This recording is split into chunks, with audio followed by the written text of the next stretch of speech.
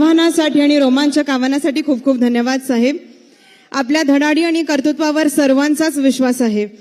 पुढे बढ़ूयात और जी हाँ, अब हम जिनके लिए बेसब्री से इंतजार कर रहे थे, अब वक्त हो चला है. जो दृढ़ता के साथ देश हित को सामने रखकर शासन करते हैं, देश विकास के लिए समर्पित हैं, अविरल भारतीय संस्कृति को बढ़ावा देते हुए न्यू इंडिया की तरफ परिश्रम और पवित्रता की भावना में साथ में काम करते हैं. लेट्स वेलकम जोरदार तालियों के बीच हमारे सम्माननीय गणमान्य गृह मंत्री अमित जी शाह. इनसे अनुरोध करती हूं आज की इस सभा को ये संबोधित करें. जोरदार तालियों के बीच स्वागत करते हैं.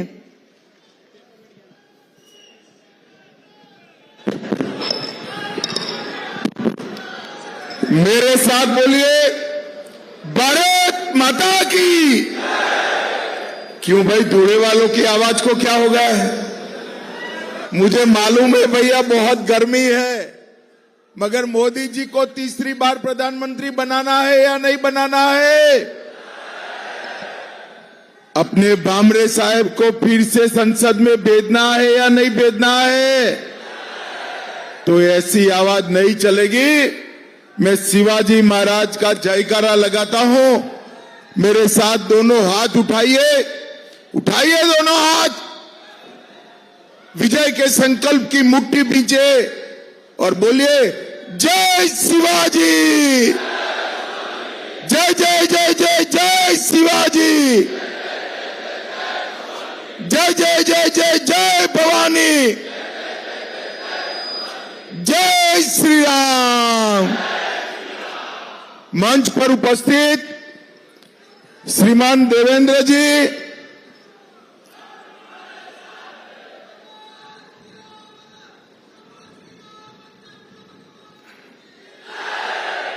मंच पर उपस्थित भारतीय जनता पार्टी के वरिष्ठ नेता, केंद्रीय पार्लियामेंट्री बोर्ड के सभ्य और महाराष्ट्र के उप मुख्यमंत्री श्रीमान देवेंद्र फडणवीस जी, जिनको जिताने की अपील करने के लिए आज मैं आया हूं, ऐसे हमारे सांसद और प्रत्याशी श्री सुभाष भामरे जी, राज्यसभा के सांसद अजीत जी गोपछड़े जी, दादाजी भूसे जी, अजय कुमार रावल जी, दिलीप बोरसे जी, राहुल आहेर जी, अमरीश जी पटेल, राज्यवर्धन कदम पांडे, जयप्रकाश जी, गजेंद्र जी, धरती देवेरे जी, अनूप अग्रवाल जी, बबन चौधरी जी, अरविंद जी, राम बदाने जी, बाला साहेब जी, और आज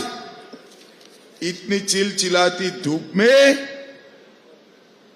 इतनी बड़ी संख्या में आए हुए प्यारे भाइयों, बहनों, माताओं और मेरे जिगर के टुकड़े जैसे युवा मित्रों, आप सभी को नमस्कार. भाइयों बहनों, सबसे पहले मैं धूले शहर की ग्राम देवी एकवीरा माता के मंदिर को प्रणाम कर कर मेरी बात की शुरुआत करता हूं.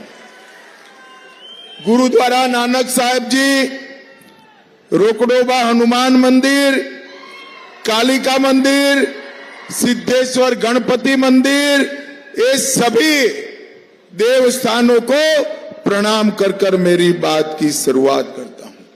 मैं जब यहां महाराष्ट्र की पवित्र भूमि पर आया हूं, तब हिंदवी स्वराज की स्थापना करने वाले छत्रपति शिवाजी महाराज, धर्मवीर संभाजी महाराज, बाबा साहेब आंबेडकर जी और महात्मा ज्योतिबा फूले को भी मन पूर्वक प्रणाम करता हूं.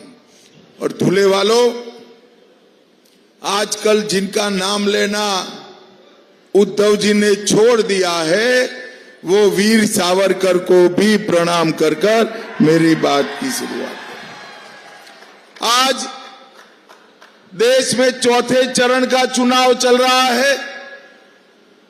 मैं देश भर में जहां जहां चुनाव हो रहा है, महाराष्ट्र में जहां जहां चुनाव हो रहा है, सभी जनता जनार्दन को अपील करना चाहता हूं, अभी 6 बजे का समय है, भारी संख्या में मतदान कर कर आप देश को सुरक्षित करने वाली एक सरकार चुनकर भेजी।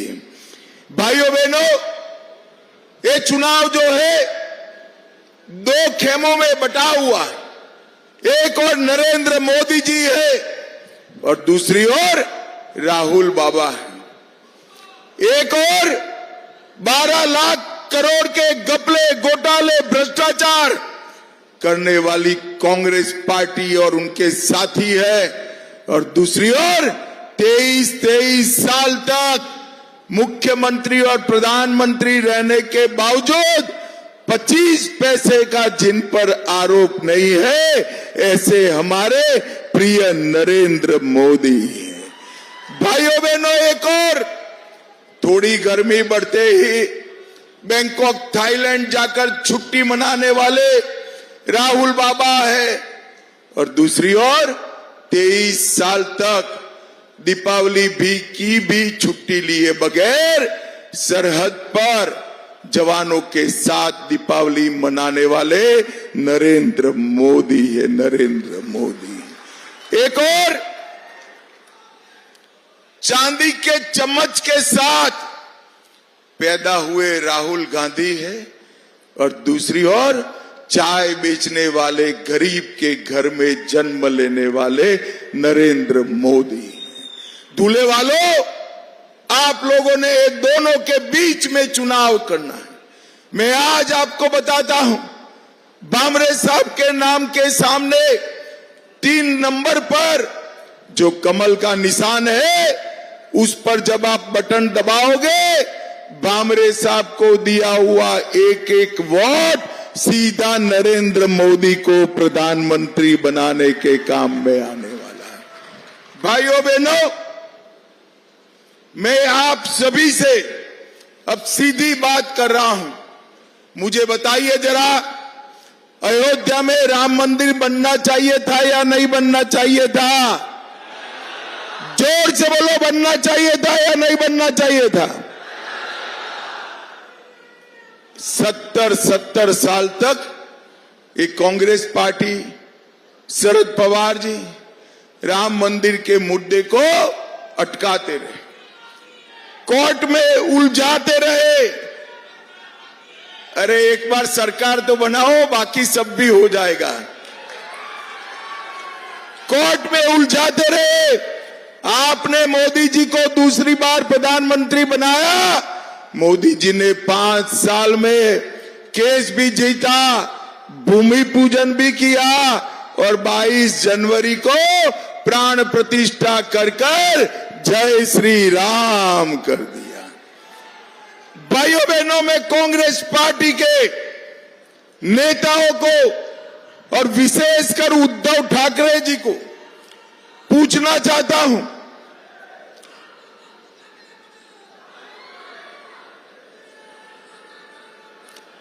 उद्धव ठाकरे जी को पूछना चाहता हूं कि प्राण प्रतिष्ठा का निमंत्रण जब आपको मिला तो आप प्राण प्रतिष्ठा में क्यों नहीं गए? मुझे बताओ भाई, राहुल जी, उद्धव जी ने प्राण प्रतिष्ठा में जाना चाहिए था या नहीं जाना चाहिए था? जोर से बोलो, जाना चाहिए था या नहीं जाना चाहिए था? वो नहीं गए। क्यों नहीं गए? क्योंकि उनको अपनी वोट बैंक का डर लग रहा है।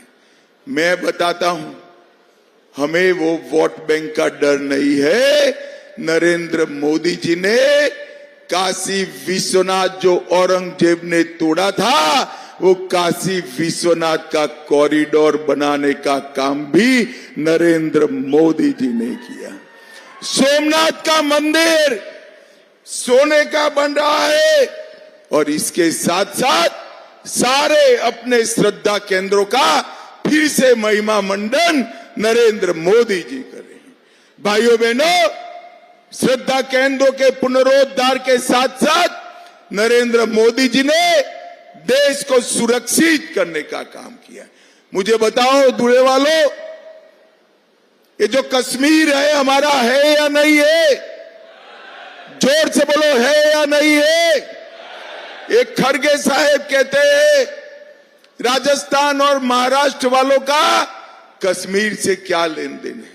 खड़गे साहेब 80 पार कर गए, आप दूल्हे वाले को नहीं जानते हो। दूल्हे का बच्चा बच्चा कश्मीर के लिए अपनी जान दे सकता है मित्रों, जान दे सकता है। 70 साल से तुष्टीकरण की राजनीति के लिए ये कांग्रेस पार्टी ने धारा 370 को संभाल कर रखी थी। आपने नरेंद्र मोदी जी को दूसरी बार प्रधानमंत्री बनाया, मोदी जी ने धारा 370 को 5 अगस्त 2019 को समाप्त कर भारत का तिरंगा कश्मीर के आसमान में लहराने का काम नरेंद्र मोदी जी ने किया। भाइयों बहनों, आज मैं उद्धव ठाकरे जी को पूछना चाहता हूं, ये राहुल बाबा कहते हैं कि धारा 370 हटी, वो ठीक नहीं हुआ। उद्धव ठाकरे, जरा भी आप में नैतिकता है तो महाराष्ट्र की जनता को बताइए, धारा 370 हटनी चाहिए थी कि नहीं हटनी चाहिए थी। भाइयों बहनों, मोदी जी ने धारा 370 हटाकर आतंकवाद को समाप्त करने का काम किया है। मोदी जी ने देश में नक्सलवाद को समाप्त करने का काम किया है। ये कांग्रेस की सरकार थी, सोनिया मनमोहन की सरकार थी, 10 साल चली।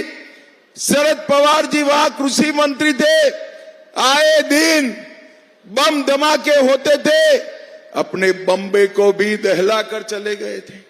भाइयों बहनों, मोदी जी आए, फिर से उन्होंने गलती की, उरी और पुलवामा में हमला किया, मगर इस बार प्रधानमंत्री नरेंद्र मोदी थे।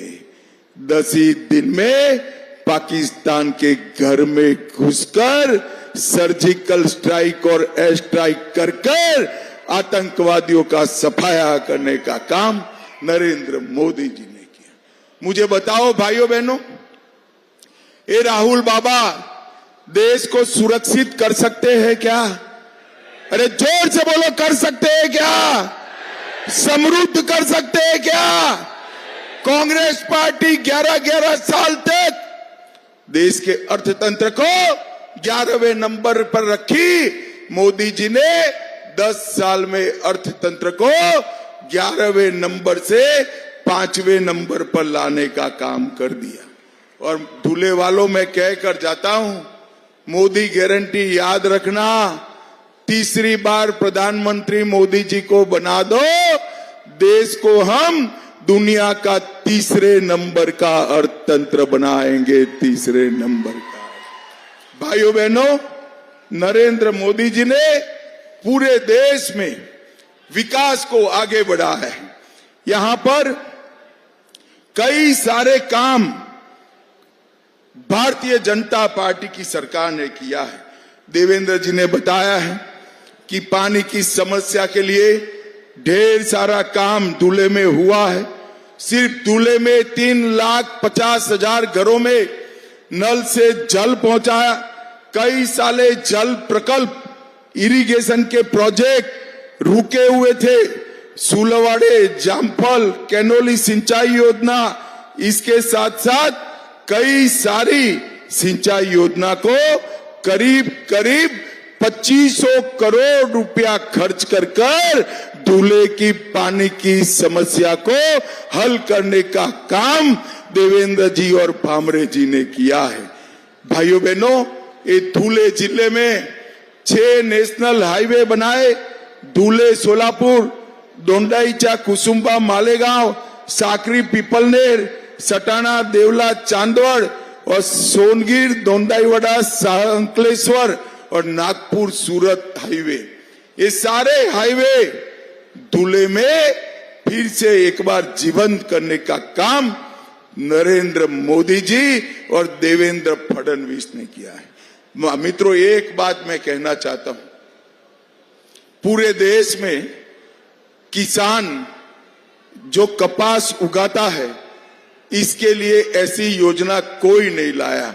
देवेंद्र जी ने 4,000 करोड़ रुपया की भावांतर योजना लेके आए हैं कपास के किसानों के लिए।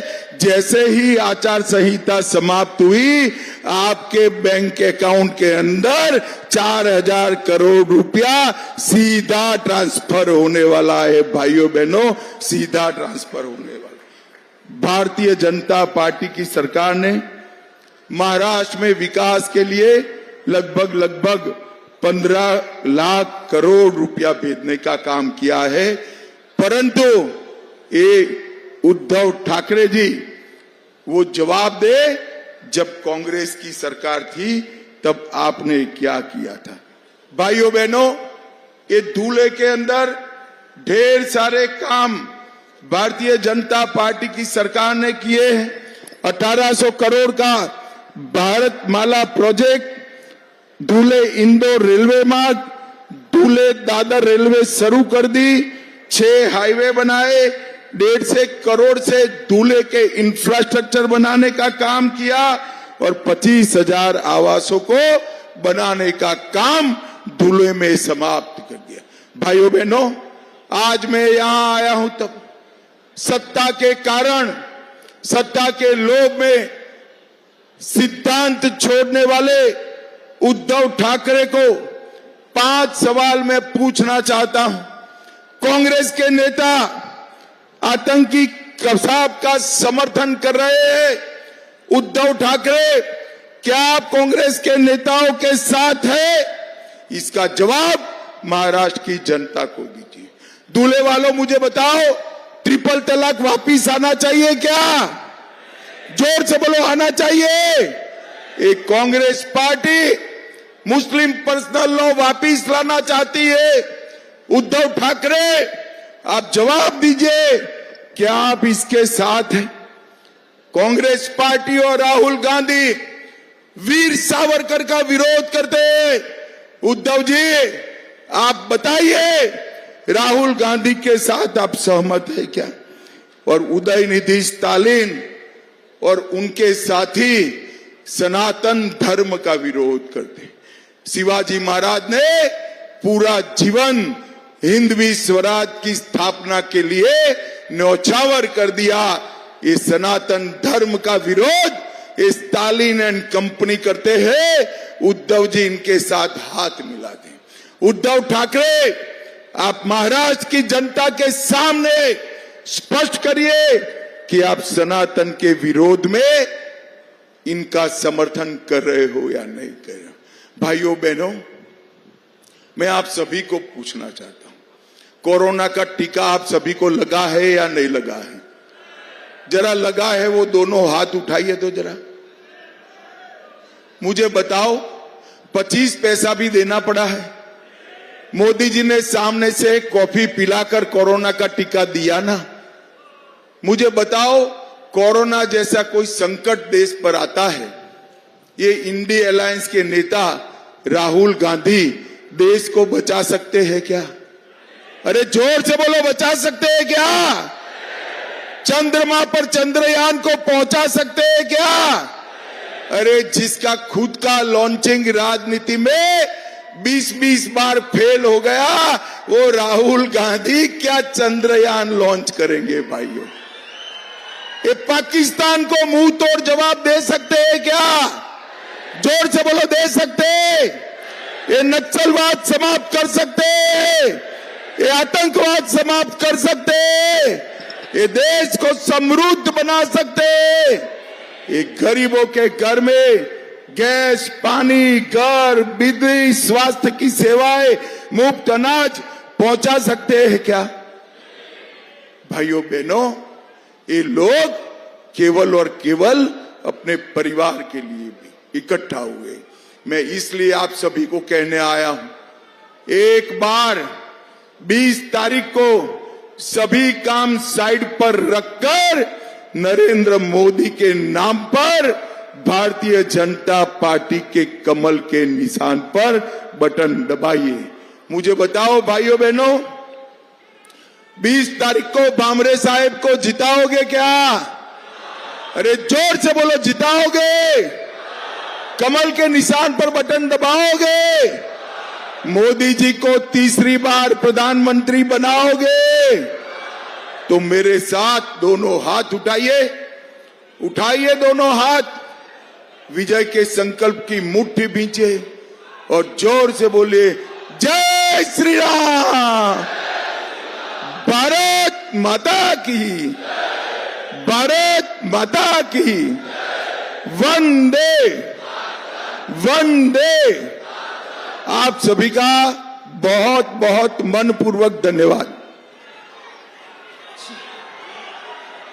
बहुत बहुत धन्यवाद सर, आपकी अंतर्दृष्टि और दूल्हे को दिए गए गर्म जोशी प्यार के लिए बहुत बहुत धन्यवाद। सबका साथ सबका विकास, हर हर मोदी, घर घर मोदी, अब की बार मोदी सरकार।